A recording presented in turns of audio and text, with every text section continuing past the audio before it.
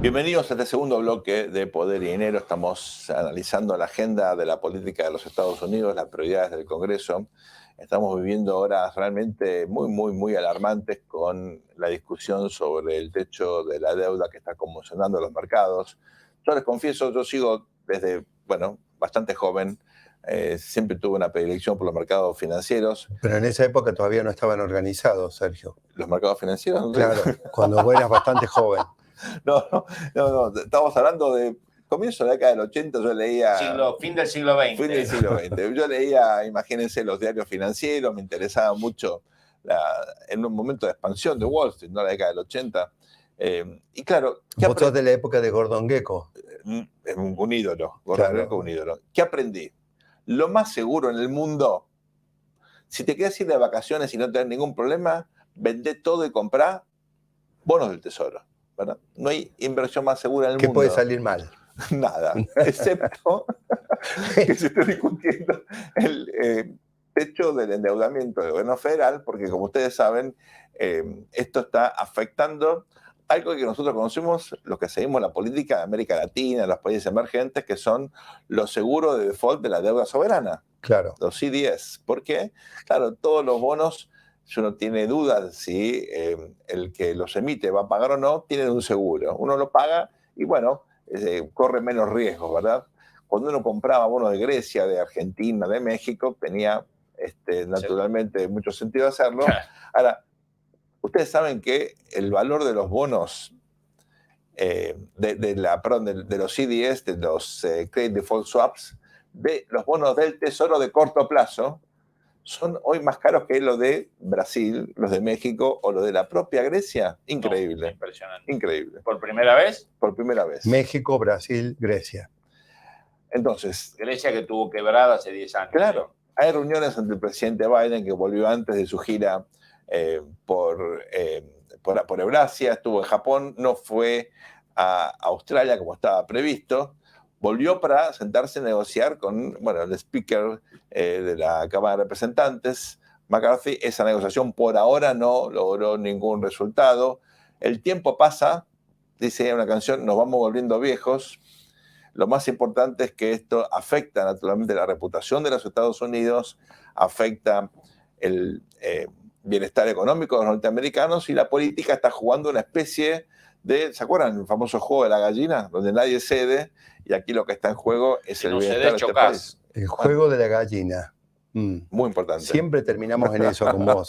Siempre terminamos, inevitable. Siempre terminamos hablando de gallina. Fetiche. Siempre terminamos hablando de gallina. Es riqueza la gallina, ¿eh? Exactamente. Es riqueza. Lo que te quería me hiciste acordar en los 90, ¿no? Con Clinton y Gingrich, el Senado, el Congreso americano, la Cámara de Representantes. 95 pasó eso, exactamente. Cerrando el gobierno, entre comillas, ¿no? O sea, no es la primera vez que se produce esta pulseada entre demócratas y republicanos. En aquella oportunidad era que no había presupuesto. No había presupuesto. En esta oportunidad es la deuda soberana mucho más grave, ¿no? Yo creo que es mucho más grave la actual que esa. Tuvimos un encontronazo parecido justamente, ¿no? Con Obama en el año 2011, que por suerte el agua no llegó al río, pero claro, las condiciones económicas, financieras eran distintas. Ahí estábamos saliendo de la crisis financiera internacional, pero no había inflación, ¿verdad? Y nadie desafiaba de manera tan abiertamente geopolíticamente a Estados Unidos en ese periodo de Obama y mucho menos en el de Clinton. En cambio ahora tenemos efectivamente desafíos domésticos y sobre todo internacionales mucho más serios, y un sistema político que sigue sin, creo yo, entrar en razón. Ustedes saben, aquí lo que está en juego es el ingreso de ustedes, el ingreso de todos nosotros, porque lo que se trata acá es de ponerle un límite a un gasto público que ha crecido exponencialmente, y eso es lo que efectivamente la administración Biden no quiere ceder, ¿verdad, Santiago? Mira, me gustaría que conectemos un poquito las cosas para ampliar el panorama. Recordemos que los Estados Unidos en realidad introdujo este tema del techo de deuda. Estoy revisando acá algunos datos. No hace tanto tiempo, antes de 1917, cada vez que el gobierno tenía que tomar un préstamo, un loan, el Congreso tenía que autorizar. Así es. Y entonces a partir de eso, bueno, se empezaron a hacer autorizaciones de deuda, ¿no? Para llegar a ciertos niveles de endeudamiento. Y acá tengo, por ejemplo, la evolución de los niveles de deuda. Había el último techo de deuda que estaba en el orden de los 20 trillones, fue en la época estamos hablando del año 2017, la administración Obama. Ahí hubo que suspender ese límite de deuda. Recordemos que Estados Unidos llegó a tener una crisis donde se cerró su gobierno, pero por aplicación de una enmienda, que no recuerdo si era 14 o 11, que obliga a Estados Unidos a siempre preservar el crédito público dentro de lo que es el conjunto de las obligaciones que Estados Unidos tiene que atender. El capital y los intereses da la impresión de que eso tiene que continuar corriendo. Eventualmente, digamos, las deudas que son por provisión de servicios y otro tipo, supongamos, yo contrato para la provisión de 100 aviones caza, la provisión de ese contrato, por supuesto, es una deuda al momento de la firma, y en el momento de tener que pagar esa deuda, posiblemente yo no pueda pagar esa deuda si no tengo la autorización de endeudamiento, pero debería ser posible encontrar una operatoria en el marco de la enmienda vigente para que por lo menos el servicio básico de la deuda, al menos el pago de intereses, se pueda mantener. Pero la evolución es explosiva, es decir, Obama 20 millones, 22 trillones con el presidente Trump. Estamos hablando de fines 2019, con medidas extraordinarias de todas maneras también para...